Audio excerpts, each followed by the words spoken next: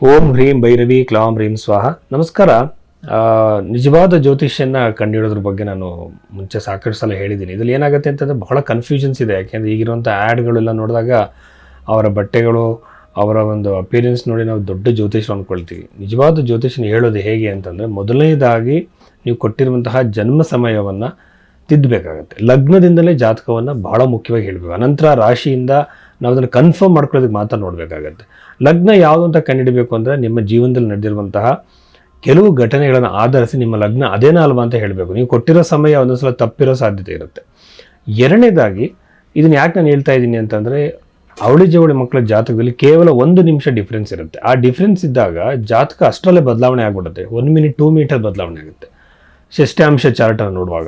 ಹಾಗಿದ್ದಾಗ ನಾವು ಜಾತಕವನ್ನು ಬಹಳ ಸೂಕ್ಷ್ಮವಾಗಿ ಗಮನಿಸಬೇಕು. ಇದ್ರ ನಂತರದಲ್ಲಿ ನೋಡಬೇಕಾಗಿರೋದು ಪರಿಹಾರಗಳನ್ನು ಹೇಳುವಾಗ ಬೃಹತ್ ಪರಾಶರ ಹೋರಾಶಾಸ್ತ್ರದಲ್ಲಿ ಹೇಳಿರುವಂಥ ಪರಿಹಾರಗಳನ್ನು ಹೇಳಬೇಕು. ಅದರಲ್ಲಿರುವಂಥದ್ದು ಮಂತ್ರಜಪ ಮತ್ತು ದಾನಗಳು ಮಾತ್ರ. ಅದನ್ನು ಯಾರು ಬೇಕಾದರೂ ಮಾಡ್ಬೋದು. ಇಲ್ಲಿ ದೊಡ್ಡ ದೊಡ್ಡ ಪೂಜೆಗಳು, ಹೋಮಗಳು, ರುದ್ರಾಕ್ಷಿ, ಆಮೇಲೆ ಜೆಮ್ ಸ್ಟೋನ್ಗಳು, ಆಮೇಲೆ ಏನೇನೋ ಒಂದು ಬಾಲಿಶವಾಗಿರುವಂತಹ ಪರಿಹಾರಗಳು, ವಾಸ್ತುವಲ್ಲಂತೂ ಬಹಳ ವಿಚಿತ್ರವಾಗಿರೋ ಪರಿಹಾರಗಳನ್ನ ಹೇಳ್ತಾರೆ. ಸೊ ಅದನ್ನು ಯಾವುದು ಫಾಲೋ ಮಾಡಬೇಡಿ. ಪರಾಶರ ಮಹರ್ಷಿ ಹೇಳಿರುವಂತಹ ಪರಿಹಾರಗಳನ್ನೇ ಮಾಡಬೇಕು. ಅದರಲ್ಲೂ ಸಹ ನಮ್ಮ ಒಂದು ಹಣೆ ಬರಹ ಏನಿದೆ ಅದು ಕರ್ಮದಿಂದ ನಿರ್ಣಯವಾಗುತ್ತೆ. ಸೊ ಕರ್ಮದ ಫಲವಾಗಿ ನಾವು ಅನುಭವಿಸ್ತಿರ್ತಿದ್ದೀವಿ. ಅದನ್ನು ಬದಲಾವಣೆ ಮಾಡೋದಕ್ಕೆ ಯಾರಿಂದಲೂ ಸಾಧ್ಯ ಇಲ್ಲ.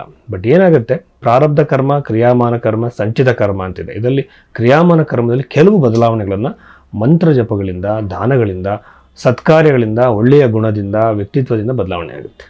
ಸೊ ಇದನ್ನು ತಿಳ್ಕೋಬೇಕು, ಇದನ್ನೇ ಆಚರಣೆಗೆ ತರಬೇಕು. ಇದು ಜ್ಯೋತಿಷ್ಯ ಕೆಲಸ. ನಿಮ್ಮ ಒಂದು ಹಣೆ ಬರಹವನ್ನು ಅಕ್ಸೆಪ್ಟ್ ಮಾಡ್ಕೊಳ್ಳೋ ಹಾಗೆ ನಿಮಗೆ ಕೌನ್ಸಿಲಿಂಗ್ ಆತ ಮಾಡಬೇಕು. ಎರಡನೇದಾಗಿ ಒಳ್ಳೆಯ ಸಮಯ, ಕೆಟ್ಟ ಸಮಯವನ್ನು ತಿಳಿಸಬೇಕು. ಕೆಟ್ಟ ಸಮಯಕ್ಕೆ ಪರಿಹಾರವನ್ನು ಕೊಟ್ಟು 100% ನಿಮ್ಮ ಹಣೆ ಬರಹವನ್ನು ಬದಲಾವಣೆ ಮಾಡ್ತೀನಿ ಅಂತ ಅದು ಯಾವ ಕಾರಣಕ್ಕೂ ಹೇಳಬಾರದು. ಇಷ್ಟು ನಾವು ಗಮನದಲ್ಲಿ ಇಟ್ಕೋಬೇಕಾಗತ್ತೆ.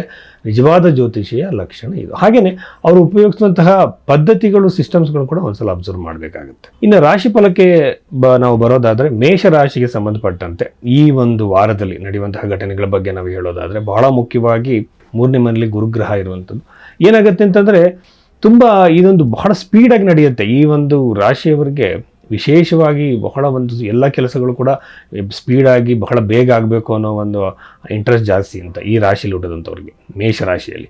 ಸೊ ಆಗಿದ್ದಾಗ ಕೆಲಸಗಳು ಬಹಳ ಸ್ಪೀಡಾಗಿ ತ್ವರಿತವಾಗಿ ಆಗೋ ಸಾಧ್ಯತೆಗಳಿರುತ್ತೆ. ಜೊತೆಯಲ್ಲಿ ನವಮ ಭಾವದಲ್ಲಿರುವಂಥ ಗುರುಗ್ರಹ ಒಂದು ಯಾವುದಾದ್ರು ಒಂದು ದೂರದ ಸ್ಥಳಕ್ಕೆ ಕರ್ಕೊಂಡು ಹೋಗುವಂಥ ಸಾಧ್ಯತೆಗಳಿರುತ್ತೆ. ದೂರ ಸ್ಥಳದಿಂದ ಧನಲಾಭವಾಗುತ್ತೆ. ಇನ್ನು ಬಿಸ್ನೆಸ್ ಮಾಡ್ತಾ ಇರುವಂಥವ್ರಿಗೆ ಬಹಳ ಉತ್ತಮವಾಗಿರುವಂಥ ಸಮಯ. ಅನ್ಎಕ್ಸ್ಪೆಕ್ಟೆಡ್ ಆಗಿ ಬಿಸ್ನೆಸ್ಸು ಮೇಲಕ್ಕೆ ಹೋಗ್ಬೋದು. ಅಂದರೆ ನೀವು ಅಂದ್ಕೊಂಡಿರಲ್ಲ, ಇದುವರೆಗೂ ಕೂಡ ಅಷ್ಟೊಂದು ಫೈನಾನ್ಷಿಯಲ್ ಆಗಿ ಪ್ರೋಗ್ರೆಸ್ ನೀವು ನೋಡಿರಲ್ಲ. ಆ ಥರದ ಸಡನ್ ಆಗಿರುವಂಥ ಗೇನ್ಸು, ಸಡನ್ ಆಗಿರುವಂಥ ಪ್ರಾಫಿಟ್ಟು ಮೇಷರಾಶಿಗೆ ಬರುವಂಥ ಸಾಧ್ಯತೆ. 2ನೇ ಅಧಿಪತಿ ಅಷ್ಟಮದಲ್ಲಿರುವಂಥದ್ದು ಸಡನ್ ಗೇನ್ಸ್ಗೆ ಕಾರಣನಾಗ್ತಾನೆ. ಆಮೇಲೆ ಸಡನ್ ಐಡಿಯಾಗಳು ಬರ್ಬೋದು. ವಿಶೇಷವಾಗಿ ಅವರಿಗೆ ಬಿಸ್ನೆಸ್ಗೆ ಸಂಬಂಧಪಟ್ಟಂಥದ್ದು, ವ್ಯವಹಾರಕ್ಕೆ ಸಂಬಂಧಪಟ್ಟ ಹೊಸ ಐಡಿಯಾಗಳು, ಯೋಚನೆಗಳು, ಹೊಸ ಪರಿಚಯಗಳಾಗುವಂತಹ ಸಾಧ್ಯತೆ ಈ ರಾಶಿಯವರಿಗೆ ಖಂಡಿತವಾಗ್ಲೂ ಇದೆ. ಅನಂತರದಲ್ಲಿ 3ನೇ ಮನೆಯಿರುವಂಥ ಗುರುಗ್ರಹ ದೇವರ ಕಾರ್ಯಗಳಿಗೆ, ದೇವಸ್ಥಾನಗಳಿಗೆ ಹೋಗುವಂಥದ್ದು, ಒಂದು ಪೂಜೆ ಜಪಗಳಲ್ಲಿ ತೊಡಗಿಸ್ಕೊಳ್ಳುವಂಥದ್ದು, ಈ ರೀತಿ ಕೆಲಸಗಳು ನಿಮ್ಮ ಜೀವನದಲ್ಲಿ ಹೆಚ್ಚು ನಡೆಯುವಂಥ ಸಾಧ್ಯತೆ ಈ ವಾರದಲ್ಲಿ ಹೆಚ್ಚಾಗಿದೆ. ಚತುರ್ಥ ಭಾವದಲ್ಲಿ ಚಂದ್ರಗ್ರಹ ಇರುವಂಥದ್ದು ಬಹಳ ಉತ್ತಮ. ಉಚ್ಚ ಸ್ಥಾನದಲ್ಲಿ ಸ್ವಂತ ರಾಶಿ ಇರುವಂತಹ ಒಂದು ಚಂದ್ರಗ್ರಹದಿಂದ ತಾಯಿಯ ಜೊತೆಗೆ ಒಳ್ಳೆಯ ಸಂಬಂಧ, ಕುಟುಂಬದವ್ರ ಜೊತೆ ಹೊಸ ಸಂಬಂಧ, ಉತ್ತಮ ಬಾಂಧವ್ಯ ಬೆಳೆಯೋ ಸಾಧ್ಯತೆ. ಕೆಲವು ಸಂದರ್ಭಗಳಲ್ಲಿ ಮನೆಗಳಲ್ಲಿ ಅನವಶ್ಯಕ ಕಿರಿಕಿರಿಗಳಾಗಿರುತ್ತೆ. ಅದೆಲ್ಲ ಸರಿಯಾಗೋ ಸಾಧ್ಯತೆಗಳಿರುತ್ತೆ. ಇದನ್ನು ಒಂದೊಂದು ಸಲ ಏನಂದರೆ, ಈ ರಾಶಿ ಫಲವನ್ನು ನೋಡುವಾಗ ಅಷ್ಟ ಸಾಮುದ್ರಿಕಲ್ಲಿ ಕೂಡ ನಾವು ಬಹಳ ಸುಲಭವಾಗಿ ತಿಳ್ಕೊಬೋದು. ಹೇಗೆ ಅಂತಂದರೆ, ಹೊಸ ವರ್ಷದ ವಿಡಿಯೋ ಮಾಡುವಾಗ ನಾನು ಹೇಳ್ತೀನಿ, ಅದು ಹೇಗೆ ಅಂತಂದರೆ ಬಹಳ ಸುಲಭವಾಗಿ ಈ ವರ್ಷ ನಿಮ್ಗೆ ಒಳ್ಳೇದಾಗತ್ತಾ ಇಲ್ವಾ, ಅಭಿವೃದ್ಧಿ ಇದೆಯಾ ಇಲ್ವಾ ಅಂತ ತಿಳ್ಕೊಳ್ಬೋದು. ಇದು ಬಂದು ಹೆಡ್ಲೈನು, ಫೇಟ್ಲೈನ್ ಅಂತ ಅಷ್ಟ ಸಾಮುದ್ರಿಕ ಏನು ವಿಡಿಯೋಗಳು ಮಾಡ್ತಾಯಿದ್ರು ಆ ಥರದ್ದಲ್ಲ. ಇದು ಬಹಳ ಒಂದು ಹಳೆಯ ಪದ್ಧತಿ. ಸೊ ಈ ರೀತಿ ಇದ್ದಾಗ ಪಂಚಮ ಸ್ಥಾನದಲ್ಲಿ ಕೇತು ಇರುವಂಥದ್ದು ಮಕ್ಕಳಿಂದ. ನಾವು ವಾಸ್ತುಶಾಸ್ತ್ರವನ್ನು ಹೇಳೋದಾದರೆ, ನಾವು ಪ್ರಶ್ನೆ ಕುಳ್ಳಿನಾಗ್ತೀವಿ. ಒಂದು ಮನೆಗೆ ಹೋದಾಗ ಆ ಮನೇಲಿ ಪ್ರಾಬ್ಲಮ್ ಇದೆ ಅಂತ ತಿಳ್ಕೊಳ್ಳೋಕ್ಕೆ ಪ್ರಶ್ನೆ ಕುಳ್ಳಿನಾಗಿದೆ. ಕೇತುವಿನ ಸ್ಥಾನವನ್ನು ಇಂಪಾರ್ಟೆಂಟ್ ಆಗಿ ನೋಡ್ತೀವಿ. ಹಾಗೆ ಇಲ್ಲಿ ಕೇತು ಪಂಚಮ ಸ್ಥಾನದಲ್ಲಿ ಮೇಷರಾಶಿಯಿಂದ ಇರೋದು ಮಕ್ಕಳಿಗೆ ಸಮಸ್ಯೆಗಳು, ಮಕ್ಕಳಿಂದ ನೋವು, ಟೆನ್ಷನು, ಕಿರಿಕಿರಿ ಉಂಟಾಗೋ ಸಾಧ್ಯತೆ ಇರುತ್ತೆ. ಹಾಗೆ ವಾಸ್ತುವಲ್ಲೂ ಕೂಡ ಪಂಚಮ ಸ್ಥಾನದಲ್ಲಿ ಕೇತು ಇದ್ದಾಗ ಒಂದು ಸಮಸ್ಯೆ ಯಾವ ದಿಕ್ಕಲ್ಲಿದೆ ಅಂತ ಹೇಳ್ಬೋದು. ಇದು ವಾಸ್ತುಶಾಸ್ತ್ರಕ್ಕೆ ಸಂಬಂಧಪಟ್ಟಂತೆ ಮುಂದಿನ ವಿಡಿಯೋಗಳಲ್ಲಿ ಅದನ್ನು ನೋಡೋಣ. ಸೊ ಈಗ ಇದರ ನಂತರದಲ್ಲಿ ಸರ್ಕಾರಿ ನೌಕರರು ಉದ್ಯೋಗಕ್ಕೆ ಪ್ರಯತ್ನ ಪಡ್ತಿರೋರಿಗೆ ಬಹಳ ಒಳ್ಳೆಯದು. ಗೌರ್ಮೆಂಟ್ ಜಾಬಿಗೆ ಟ್ರೈ ಮಾಡ್ತಿರೋರಿಗೆ ಒಳ್ಳೆಯದು. ವಿದೇಶದಲ್ಲಿ ಕೆಲಸ ಪ್ರಯತ್ನ ಮಾಡ್ತಿರೋರಿಗೆ ಭಾಳ ಶೀಘ್ರವಾಗಿ ಅನುಕೂಲ ಆಗುತ್ತೆ. ಅನಂತರದಲ್ಲಿ ಎಲ್ಲಿಂದಲೋ ಒಂದು ಹಣ ಬರಬೇಕಾಗಿರುತ್ತೆ, ಪ್ರಾಪರ್ಟಿ ಬರಬೇಕಾಗಿರುತ್ತೆ, ಅದರಲ್ಲೂ ಕೂಡ ನಿಮಗೆ ಅನುಕೂಲ ಆಗುವಂಥ ಸಡನ್ ಚೇಂಜಸ್ಸು ನಿಮಗೆ ಇದೆ.